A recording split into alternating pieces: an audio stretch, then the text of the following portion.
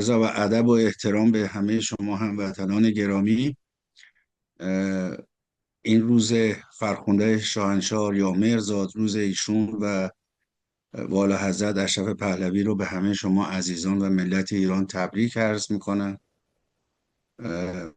همونطور که دکتر بقایی فرمودن، اه، خصوصا در این زمانی که ما توسط عده‌ای متاسفانه در رسانه ها با هدف، همونطوری که شاهنشاه رضا شاه دوم فرمودن، چهره پادشاهی مشروطه رو خراب کردن و واقعا هم این کار کردن.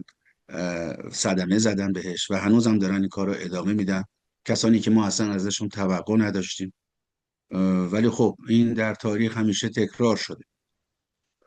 اما ما هستیم، ما مشروطه خواهان راستین، طرفداران نظام پادشاهی پهلوی در کنار شهریار دوم هستیم و دوران گذار را سپری خواهیم کرد و میدانیم و ایمان داریم که در روز رفراندوم طرفداران نظام پادشاهی پیروز خواهند شد و در آنجا در مجلس مؤسسان حتما رضا شاه دوم آن مجلس رو با افتخار افتتاح خواهند کرد و از آن روز به بعد کار پادشاهی خواهان شروع می شود برای بازسازی و یک ایران نو.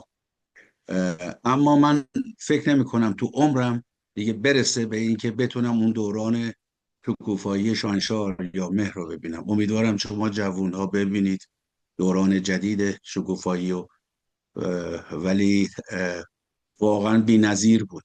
دهه خصوصا 40 و 50 فکر نمی کنم دو مرتبه تکرار بشه، ولی امیدوارم که تکرار بشه برای شما جوونا و بهتر بشه.